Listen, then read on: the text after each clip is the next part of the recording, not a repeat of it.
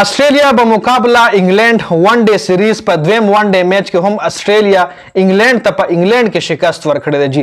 انګلینډ له په انګلینډ کې شکست ورکول څه دومره اسانه خبره نه ده. او څنګه چې د پاکستان او انډیا ګرم میچ کیږي د ټول ایشیا بلکې د ټول دنیا خلک ګوري، نو دغه رنګ د انګلینډ او د آسټرالیا چې کله میچ وي نو د آسټرالیا او د انګلینډ عوام چې کم دی دا میچ داسې ګوري لکه څنګه چې د پاکستان او انډیا میچ عوام ګوري جی. داسې لکه دا یو دوه مطلب څنګه چې پاکستان او انډیا خپلو کې یو دوه رایولري دي، داسې دا هم یو دوه رایولري دي جی.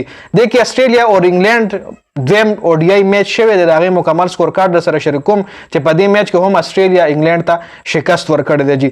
مکمل سکور کارډ طرف ته کرا شو، لومړنی بیټینګ آسټرالیا کړی چې 270 رنزونه جوړ کړي دي.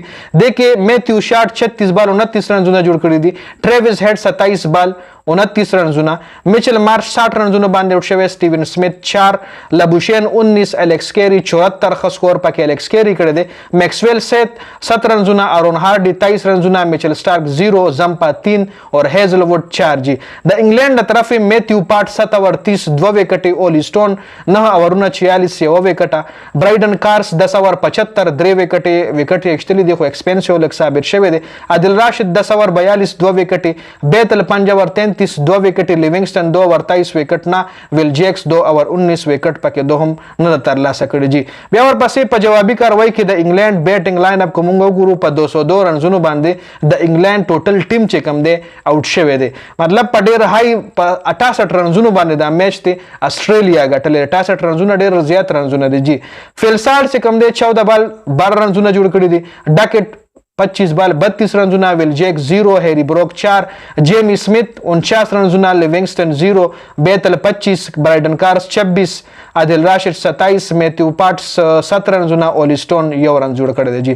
ټول بیټینګ لاین اپ وګورئ نو 49 پکې هایست سکور دی چې هغه جیمی سمیت کړی دی، دا 90 وکټ کیپر دی. د انګلینډ ټیم که تاسو وګورئ د کې به تاسو له نوي نومونه ډېر ښکاري، لکه که تاسو وګورئ بیتل دی، برایډن کارس شو، میتیو پاټس، اولی سټون، دې نه علاوه ډاکټ، مطلب د انګلینډ نیم نه زیات ټیم چې کم دی هغه نوي کلاړیان دي.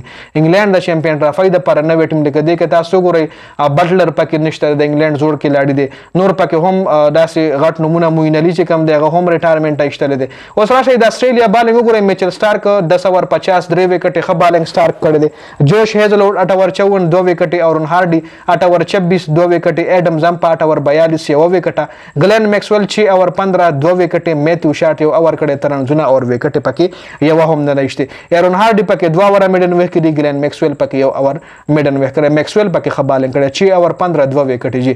نو دا مکمل سکور کارډ وګورئ، انګلینډ له پکې غټ شکست ملو شوی دی په خپل وطن کې، په خپل کور کې، په خپل هوم ګراوند باندې، او آسټرالیا چې کوم دی په دې سیریز کې مطلب برتري حاصله کړې ده. دا مکمل سکور کارډ د ویډیو کتلو زیاته مننه، والسلام.